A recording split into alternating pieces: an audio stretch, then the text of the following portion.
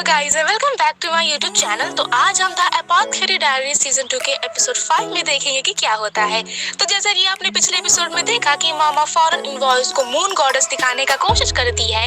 वो यही सोचती है कि टाइम के हिसाब से अफवाह और बड़ी अफवाह बन जाती है और यही हमें सच्चाई और झूठ से दूर कर देती है। मामा वो ऑर्चिड गार्डन में चली जाती है चीजें चेक करने। उधर ही पुराना श्राइन लाइक बिल्डिंग होता है, एक तालाब। ऐसा कहा जाता है कि सालों पहले यहाँ दूसरे लोग रहते थे। तो तभी कुछ बिल्डिंग्स अंडरग्राउंड वाटरवेज अभी भी इस्तेमाल में है।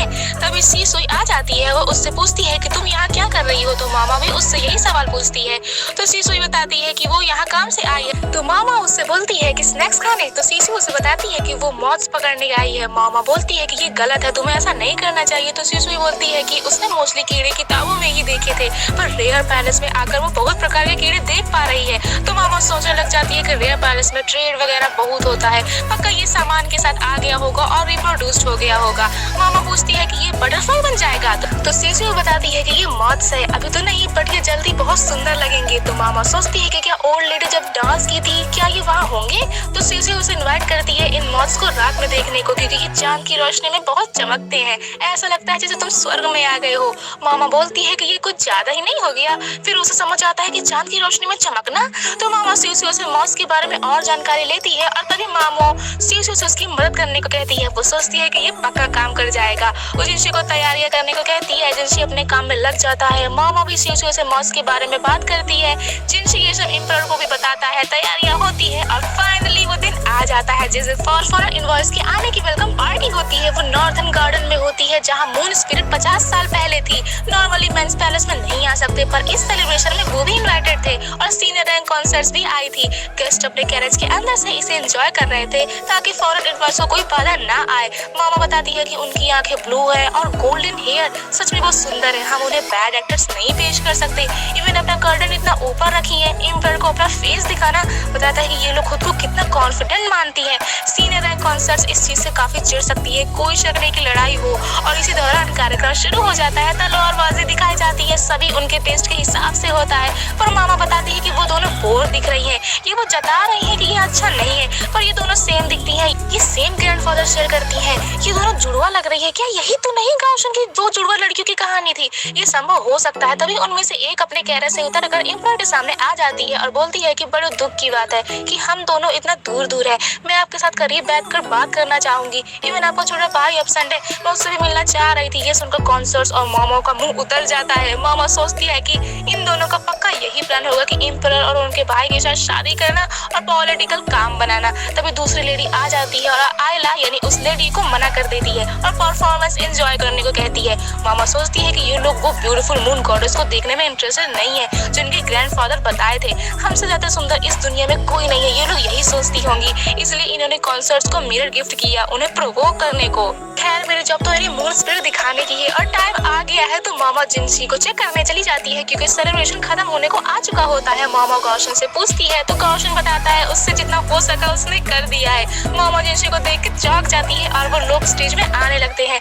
आयला वो दूसरी लेडी आयलन को कहती है कि बाकी सब तो ठीक है पर डांस में मजा नहीं आया। इवन वो 4 कॉन्सर्ट्स भी छुपी हुई है। आयला बोलती है कि वो मून गॉडेस कैसी होगी, तो आयलन उससे मना कर देती है इस बारे में बात करने को। उन्हें लगता है कि एम्परर अब उन्हें जल्दी बुलाने वाले हैं। तभी जिनसी मामा के साथ आ जाता है। स्टेज में जाने से डरता है पर चला जाता है और बहुत ही ब्यूटीफुल परफॉर्मेंस दिखाता है। वो लेडीज चौंक जाती है और मामा यही सोचती है कि 50 साल पहले भी ऐसा ही सीन होगा। और जब ये खत्म हो जाता है तो वो लेडीज मामा से अपनी भाषा में कुछ कहती है, तो मामा उसे डियाना बोल के चली जाती है। इसका मतलब वेस्ट की मून गॉडेस। इसके बाद सेलिब्रेशन खत्म हो जाता है। गौशन और मामा बोलते हैं कि सेलिब्रेशन अच्छा गया। तो मामा बोलती है कि अगर तुम अचानक से ब्लैक क्लॉथ हटाओगे तो ऐसा लगेगा कि वो अचानक से प्रकट हो गए हैं, पर मेन चीज ये मौत है। पक्का वो ओल्ड लेडी की पेंटिंग में चमकती चीजें एडल्ट मौत ही होंगे। ओल्ड लेडी बता रही थी कि ये उन्हें परेशान कर रहे थे, तो ओल्ड लेडी ने अपने दिमाग लगा के अपोजिट सेक्स के मौत के सेंट अपने कपड़े में रगड़ लिए। वैसे भी उनकी ड्रेस वो जलनखोरों ने खराब कर दी थी और ऐसे मौत उनके करीब आकर चमकने लगे। पर इस चीज के लिए बहुत सावधानी बरतनी पड़ती है और अगर बाई चांस कोई जान गया कि ये लॉर्ड जिनसी है तो दिक्कत हो जाएगी। ऐसी ब्यूटी मामा ऐसा सोच ही रही होती है कि जिनसी आ जाता है और बोलता है कि तुमने मुझे वहाँ अकेला छोड़ दिया था, मैं इतनी भारी ड्रेस में तैर के आया हूँ। मामा उसको थैंक यू बोलती है। जिनसी पूछता है कि सब ठीक से क्या, तो मामा बताती है कि उसने जहाँ तक उन इनवॉइस की इच्छा तो पूरी कर दी। फिर जिनसी ताने देकर कहता है कि मैंने अपना काम पूरा कर दिया पर मेरे बाल अभी भी गीले हैं। तो मामा सिखाती है। इसके बाद आयला या आयलन कुछ अलग ट्रिक के बारे में सोचती है। अगले दिन मामा बाहर निकलती है तो उसे उसकी फ्रेंड मिलती है जो कि स्कूल जा रही होती है। हाँ, वही जिसकी जिनसी तैयारियां कर रहा था। तो मामा उसे बाय कहती है और फिर एक पेड़ के नीचे बैठ जाती है। मामा बोर हो रही होती है क्योंकि जेट पवेलियन में इतना काम नहीं होता।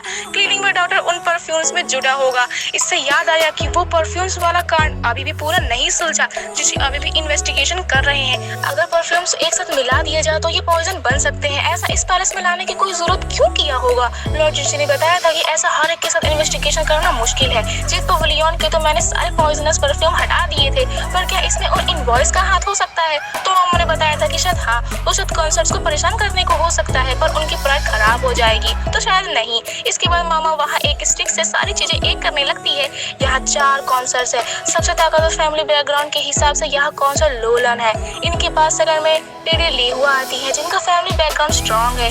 इसके बाद लेडी लीशु पर एम्परर इतना ध्यान नहीं देंगे, वो अभी भी उनकी कॉन्सर्ट सही से नहीं बनी है। इसके बाद लेडी गियोक्यू पर एम्परर सबसे ज्यादा फेवर करते हैं। इवन प्रिंसेस लिंगली के अलावा वो अगेन प्रेग्नेंट हो गई हैं। उनका होमलैंड भी ठीक है, पर लेडी गियोक्यू 2 बार विक्टिम बन चुकी है पास्ट में पॉइजन से। लास्ट गार्डन पैरडी का इंसिडेंट कॉन्सर्ट आहदुआ की हेड अटेंडेंट ने किया था, जो अपने आप टारगेट कर ली थी कॉन्सर्ट लीशु को, पर रीजन पावर नहीं था। इससे पहले किसने लेडी गियोक्यू को पॉइजन दिया होगा जब प्रिंसेस लिंगली उनके पेट में थी? कौन हो सकता है? होमनियन अगर सही है तो वो फिर मिड रैंक कॉन्सर्ट होगी जो अभी हाल ही में गुजरी है, पर वो मिड रैंक कॉन्सर्ट ऐसी नॉलेज पॉइजन की पाई कहाँ से होगी? सुइरी वो कहाँ है ये अभी तक नहीं पता चला। क्यों और किस लिए? उसका गोल क्या था जिनसे को टारगेट करके? ये यूजलेस है मेरे लिए जो कि सिर्फ पॉइजन टेस्ट करती है। तो इस तरह मामा अपना मूड क्लियर करने के लिए निकल जाती है। स्प्रिंग सीजन अब जाने ही वाला है। उसे रास्ते में क्रिस्टल पवेलियन की अटेंडेंस मिल जाती है। वो अटेंडेंस मामा से दूर भाग जाती है, पर वो लेडीसीन ऐसा नहीं करती। मामा सोचती है कि यही है जो सिर्फ परफ्यूम नहीं यूज करती क्रिस्टल पवेलियन में, पर हर किसी की अपनी चॉइस है। इसके बाद वो जेल पवेलियन चली जाती है जहाँ आइलैंड को फीवर जैसा लगता है। तो यिंगहुआ बोलती है कि अपनी देखभाल करो वरना लेडी गियोक्यू को भी ना फीवर हो जाए। तो मामा उसे चेक करती है और मेडिसिन बना के देने को कहती है। तो यिंगहुआ बोलती है कि इसे फिर क्लिनिक में ही ले जाओ ना। मामा को नहीं पता होता तो यिंगहुआ बताती है कि ये मेडिकल ऑफिस से थोड़ा अलग है। आइलैंड को वो रास्ता पता है। मामा उसके साथ क्लिनिक में चली जाती है। वो चौंक जाती है कि ऐसी जगह भी पैलेस में नॉर्थ साइड में है। इसी के बगल में लॉन्ड्री होना टिपिकल है। वो समझ जाती है। आइलैंड एक बूढ़ी औरत को बोलती है कि उसे बुखार जैसा लग रहा है। तो मामा चौंक जाती है कि पैलेस में मिडिल एज्ड वुमन भी हो सकती है। वो औरत आइलैंड को चेक करती है और बोलती है कि तुम्हारा बुखार ज्यादा नहीं है, पर ज्यादा काम मत करो। तो आइलैंड बोलती है कि मैं किसी और को ये नहीं होने देना चाहती, मैं आज यही आराम करूंगी। तो वो औरत उसे ले जाती है। मामा सोचती है कि ये वो डॉक्टर से कितना एक्सपीरियंस्ड है। वो दोनों रूम के लिए जा रहे होते हैं। तो मामा सोचती है कि ये जगह कितनी क्लीन है। जब वो रूम में पहुंच जाते हैं तो मामा वो रूम को ध्यान से देखने की कोशिश करती है कि यहाँ अटेंडेंट्स रुकती होंगी जिन्हें बुखार आता होगा। तो वो औरत उसे पकड़ लेती है और उसे काम करने को कहती है, इधर उधर झांकने को नहीं। मामा वहाँ से चली जाती है भाग के। ये सोचते सोचते कि यहाँ सब ओल्डर वुमेन्स ही है।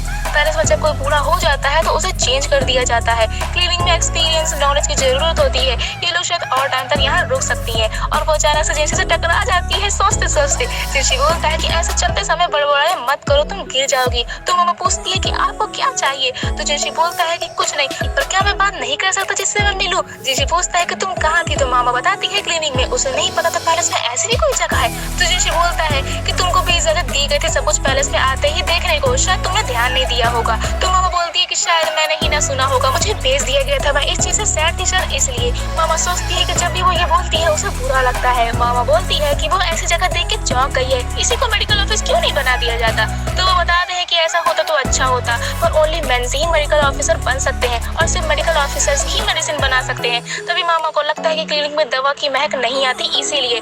तभी वो पूछती है कि मेरा क्या होगा? तो जिनसी बोलता है कि इस चीज पर ध्यान मत दो, पक्का कुछ कॉम्प्लिकेटेड थिंग ही होगा, इसलिए। जिनसी बोलता है कि फ्यूचर में हम जरूर एक रास्ता निकालेंगे मेडिकल ऑफिसर बनने का लोगों के लिए, ताकि उन्हें अनुज ना बनना पड़े, इसलिए। तो मामा सोचती है कि जब से ये इंपीरियल पैलेस में है उन्होंने अनुज बनने की सर्जरी रोक दी है। जिनसी की एज देख के उनकी सर्जरी कुछ समय पहले हुई होगी डायरिंग के, बेचारे अब कुछ नहीं किया जा सकता। मामा ऐसा सोचती ही है कि जिनसी और कांशन को अजीब लगने लगता है। वो बोलता है जिनसी से कि उसके पास काम है। तो जिनसी वहाँ से जाते जाते मामा को बोलता है कि पैलेस में किसी और को मत बताना कि तुम दवाई बनाती हो। तो मामा ठीक है बोलती है और सोचती है कि अगर उसने पोषण बना दिया उसकी ग्रोथ का, क्या उसे रिवॉर्ड मिलेगा? इसके बाद आयरन दवा खा रही होती है तो वो ओल्ड लेडी उसके पास आके बोलती है कि तुम्हारे साथ जो थी उससे दवा की महक आ रही थी, वो चुपके से दवा बनाती है ना?